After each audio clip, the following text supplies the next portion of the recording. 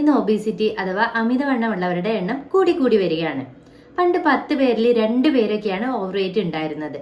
എന്നാൽ ഇന്ന് അത് 10 പേരിൽ 6 പേർക്ക് ആവശ്യത്തിൽ കൂടുതൽ വെയിറ്റ് ഉണ്ട്, അതായത് അമിതവണ്ണമുണ്ട്. അത് നമുക്ക് നമ്മുടെ ചുറ്റും നോക്കിയാൽ തന്നെ മനസ്സിലാവൂലേ. ഇപ്പോഴത്തെ കാലത്ത് എത്രയോ അമിതവണ്ണം കൂടിയിട്ടുണ്ട് പണ്ടത്തെ കാലത്തെ അപേക്ഷിച്ച്. ഒരു വർഷം മുന്നേ കണ്ട ഒരാളെ നമ്മൾ പിന്നീട് ഒരു വർഷം കഴിഞ്ഞ് കാണുമ്പോൾ ഒരു വ്യത്യാസം വന്നിട്ടുണ്ടാവും അല്ലേ. മിക്കവാറും ഭൂരിഭാഗം ആൾക്കാരും ഒന്ന് തടിച്ചിട്ടുണ്ടാവും. നിങ്ങൾക്ക് അങ്ങനെ ഓരോ വർഷവും തടി കൂടി വരുന്നുണ്ടെന്ന് നിങ്ങൾക്ക് തോന്നുന്നുണ്ടെങ്കിൽ ഈ വീഡിയോ നിങ്ങൾക്ക് വേണ്ടിയിട്ടുള്ളതാണ്. ഹലോ എവരിവൺ, ഞാൻ ഡോക്ടർ മുർഷിദ.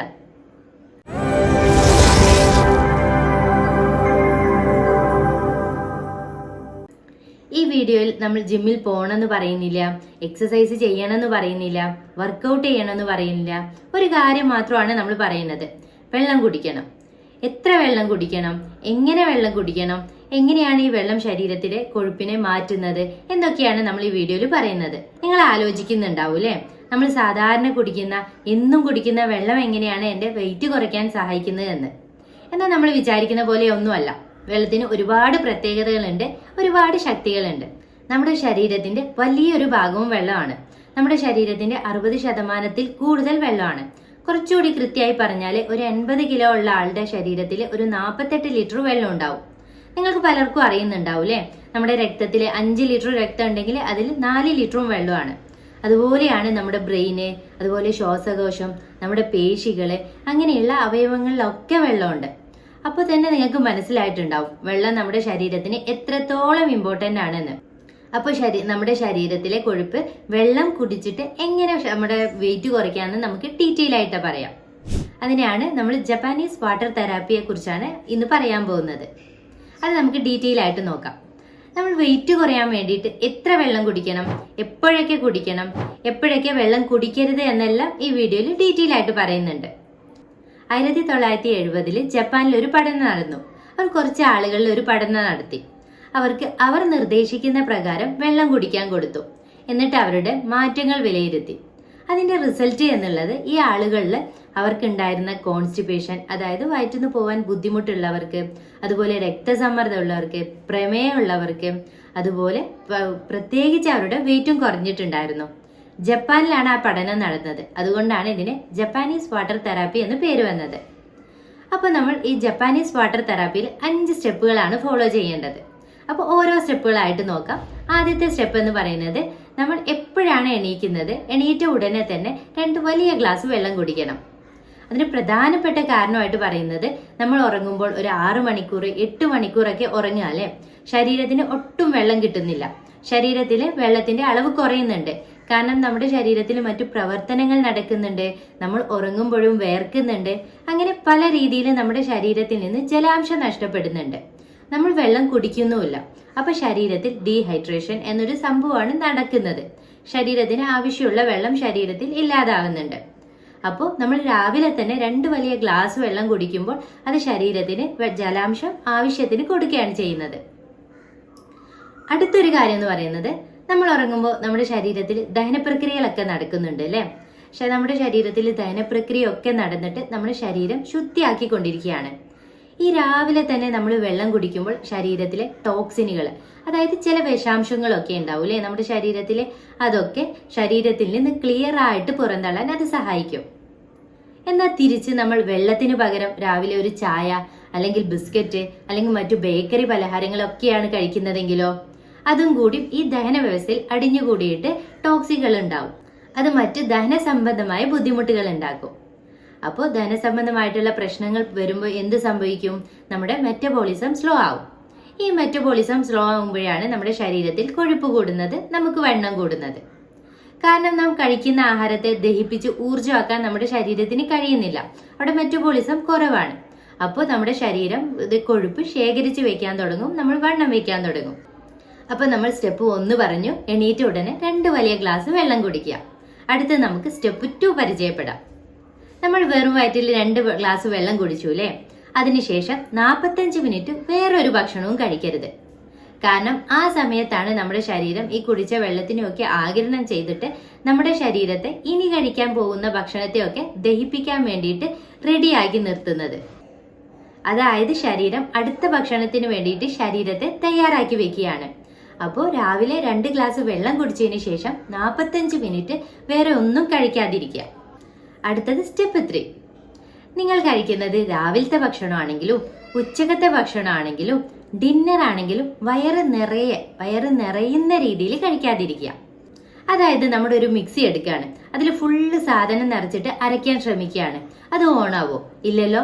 അതുപോലെ തന്നെയാണ് നമ്മുടെ വയറും. അതിലേക്ക് ഫുള്ള് നമ്മൾ ഭക്ഷണം നിറച്ച് വെച്ചാൽ അതിന് ദഹിക്കാൻ ഒരുപാട് സമയമെടുക്കും. സാധാരണ നമ്മൾ കഴിക്കുന്ന ഭക്ഷണം ദഹിക്കുന്നതിനേക്കാൾ കൂടുതൽ സമയം അതിനെടുക്കും. നമ്മുടെ വയറ് ഒരു 80% ഫുള്ളാവാൻ മാത്രമേ നമ്മൾ ഭക്ഷണം കഴിക്കാൻ പാടുള്ളൂ. ബാക്കി 20% നമ്മൾ ഒഴിച്ചിടണം. എന്നാലേ ദഹനം നേരത്തെ നടക്കുകയുള്ളൂ. അതായത് ദഹനം ശരിയായി നടക്കുകയുള്ളൂ. ദഹനം കൂടുതൽ സ്പീഡപ്പ് ആക്കാൻ ഈ കാര്യം നിങ്ങളെ സഹായിക്കും. ഹര ഹച്ചിബു എന്നാണ് ഇത് ജപ്പാനീസിൽ പറയുന്നത്. അത് അവർ വളരെ കാലങ്ങളായിട്ട് ഫോളോ ചെയ്തു വരുന്ന വളരെ നല്ലൊരു സ്വഭാവമാണ്. നമ്മൾ വണ്ണം കുറയ്ക്കാൻ ആഗ്രഹിക്കുന്നുണ്ടെങ്കിൽ, ഭക്ഷണം കുറച്ച് കഴിക്കാൻ ആഗ്രഹിക്കുന്നുണ്ടെങ്കിലൊക്കെ എപ്പോഴും ശ്രദ്ധിക്കേണ്ട ആദ്യത്തെ കാര്യം എന്ന് പറയുന്നത് ഭക്ഷണം സാവധാനം ചവച്ചരച്ച് കഴിക്കാൻ ശ്രദ്ധിക്കണം. കാരണം നമ്മൾ ഭക്ഷണം കഴിച്ച് വയറ് നിറഞ്ഞു കഴിയുമ്പോൾ നമ്മുടെ വയറിൽ നിന്ന് ബ്രെയിനിലേക്ക് വയറ് നിറഞ്ഞു എന്നുള്ളൊരു സിഗ്നൽ എത്തും. ആ സിഗ്നൽ എത്താൻ ഒരു 10 മിനിറ്റ് ഒക്കെ എടുക്കും. അപ്പൊ നമ്മൾ വളരെ സാവധാനം ഭക്ഷണം കഴിച്ചാൽ മാത്രമേ ആ 10 മിനിറ്റ് കൊണ്ട് നമ്മുടെ വയറിൽ നിന്നുള്ള ബ്രെയിനിലേക്കുള്ള സിഗ്നൽ എത്തുകയുള്ളൂ. അത് ചിലപ്പോൾ നിങ്ങൾക്ക് അനുഭവം ഉണ്ടായിരിക്കും അല്ലേ? ചിലപ്പോൾ നമ്മുടെ വയറൊന്നും അത്ര നിറഞ്ഞിട്ടില്ലെങ്കിലും നമ്മൾ ഭക്ഷണം നിരത്തും. അപ്പോൾ നമ്മുടെ മനസ്സിൽ തോന്നും, അയ്യോ ഭക്ഷണം കഴിച്ചു പക്ഷെ വയറ് നിറഞ്ഞിട്ടില്ലല്ലോ എന്ന്. പക്ഷെ നമ്മൾ കൈയൊക്കെ കഴുകി ഒന്നിരിക്കുമ്പോൾ തന്നെ നമുക്ക് മനസ്സിലാവും നമ്മുടെ വയറൊക്കെ നിറഞ്ഞിട്ടുണ്ട് എന്ന്. കാരണം എന്താ? നമ്മൾ ഭക്ഷണമൊക്കെ കഴിച്ച് കൈ കഴുകി കഴിക്കുമ്പോഴായിരിക്കും ഈ വയറിൽ നിന്നുള്ള സിഗ്നൽ അവിടെ എത്തുന്നത്. ഭക്ഷണം നിർത്തുമ്പോൾ വയറ് നിറഞ്ഞു എന്ന് തോന്നിയില്ലെങ്കിലും ഒരു 10 മിനിറ്റ് കഴിയുമ്പോഴേക്കും വയറ് നിറഞ്ഞു എന്ന് തോന്നാൻ കാരണം ഇതാണ്. അപ്പോൾ ഇനി മുതൽ വയറ് നിറഞ്ഞു എന്ന് തോന്നുന്നവരെ കഴിക്കാതിരിക്കാം. ഒരു 80% വയറ് നിറയുമ്പോൾ തന്നെ ഭക്ഷണം നിർത്തുക. അപ്പോൾ സ്റ്റെപ്പ് 3 നമ്മൾ പറഞ്ഞു, വയറ് 80% നിറയുന്നത് വരെ ഭക്ഷണം കഴിക്കുക. ബാക്കി 20% വയറ് ഒഴിച്ചിടുക. ഇനി സ്റ്റെപ്പ് 4. 2018 അമേരിക്കയിൽ ഒരു പഠനം നടന്നു. അവർ ഓവർ വെയിറ്റ് ഉള്ള കുറച്ചു പേരെ സെലക്ട് ചെയ്തു. അവരോട് ഭക്ഷണത്തിന് മുന്നേ വെള്ളം കുടിക്കാൻ പറഞ്ഞു. അത് അവരോട് ഒരു മാസം ചെയ്യാൻ പറഞ്ഞു. അങ്ങനെ ചെയ്തപ്പോൾ തന്നെ അവരുടെ വെയിറ്റിൽ 2 മുതൽ 3 കിലോ വരെ കുറയുന്നത് പഠനങ്ങൾ കണ്ടെത്തി. സ്റ്റെപ്പ് 4ഉം അത് തന്നെയാണ് നമ്മൾ പറയുന്നത്. നിങ്ങൾ ഭക്ഷണം കഴിക്കുന്നതിന് ഒരു 20 മിനിറ്റ് മുന്നേ വെള്ളം കുടിക്കുക. നിങ്ങൾ ലൈറ്റ് ആയിട്ടാണ് ഭക്ഷണം കഴിക്കുന്നതെങ്കിൽ, അതായത് ദഹിക്കാൻ അധികം ബുദ്ധിമുട്ടില്ലാത്ത ഭക്ഷണമാണ് കഴിക്കുന്നതെങ്കിൽ 250 മുതൽ 300 ml വരെ വെള്ളം കുടിക്കാം.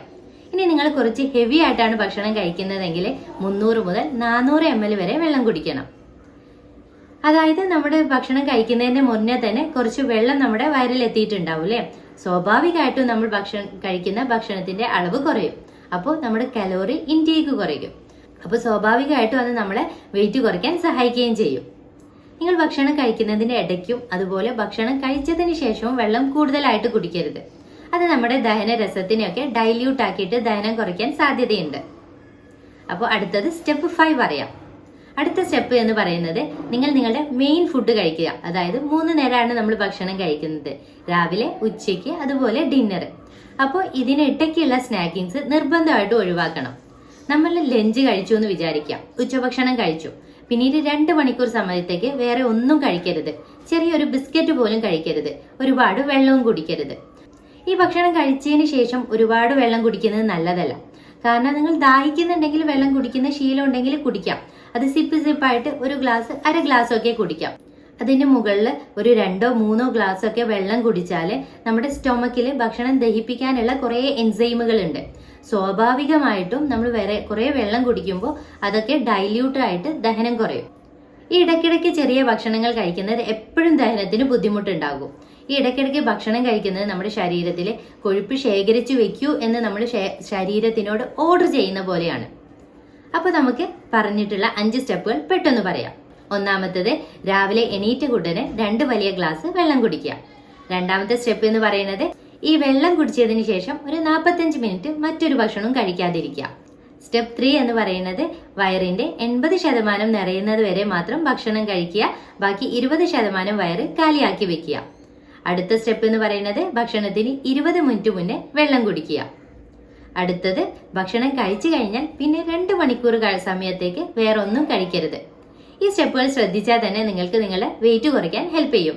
ഇത് ഫോളോ ചെയ്യുന്നവരോട് എനിക്ക് പറയാനുള്ളത്, ഡയറക്റ്റ് ആയിട്ട് നാളെ മുതൽ നന്നാക്കി കളയാന്ന് വിചാരിച്ചിട്ട് അങ്ങ് വെള്ളം കുടിച്ച് ഒരുപാട് കുടിച്ച് അങ്ങ് തുടങ്ങരുത്. പതുക്കെ പതുക്കെ വേണം ഏതൊരു ശീലത്തെയും നമ്മൾ ശീലിക്കാൻ വേണ്ടിയിട്ട്. തീർച്ചയായും മറ്റു അസുഖങ്ങൾ എന്തെങ്കിലും ഉള്ളവര്, അതായത് നിങ്ങൾക്ക് കിഡ്നി സംബന്ധമായിട്ടുള്ള അസുഖങ്ങൾ ഉണ്ടെങ്കിൽ, പ്രമേഹമൊക്കെ ഉണ്ടെങ്കിൽ നിങ്ങളോട് ഡോക്ടറോട് ചോദിച്ചിട്ട് മാത്രമേ വെള്ളത്തിന്റെ അളവിൽ മാറ്റം വരുത്താൻ പാടുള്ളൂ. ഒരു സാധാരണ അസുഖങ്ങളൊന്നും ഇല്ലാത്ത ഒരാളെ കുറിച്ചാണ് ഇപ്പോൾ പറഞ്ഞത്. ശരിയായ അളവിൽ വെള്ളം കുടിക്കുന്നത് എപ്പോഴും നമ്മുടെ ആരോഗ്യത്തിന് വളരെ നല്ലതാണ്. അതുപോലെ ഹെൽത്തി ആയിട്ടുള്ള ബാലൻസ്ഡ് ആയിട്ടുള്ള ഭക്ഷണങ്ങൾ കഴിക്കാൻ ശ്രദ്ധിക്കുക. ഒരു അരമണിക്കൂർ മുതൽ 1 മണിക്കൂർ വരെ എക്സസൈസ് ചെയ്യുക എന്നുള്ള കാര്യങ്ങളെല്ലാം ഇതിന്റെ കൂടെ ഇമ്പോർട്ടന്റ് ആണ്. അപ്പോൾ ഇന്നത്തെ വീഡിയോ എല്ലാവർക്കും ഉപകാരപ്രദമായി എന്ന് വിശ്വസിക്കുന്നു. ഇതുപോലെയുള്ള വീഡിയോസിനായിട്ട് ചാനൽ സബ്സ്ക്രൈബ് ചെയ്യുക. നിങ്ങളുടെ കമന്റുകൾ തീർച്ചയായിട്ടും അറിയിക്കുക. Live better, feel better. Thank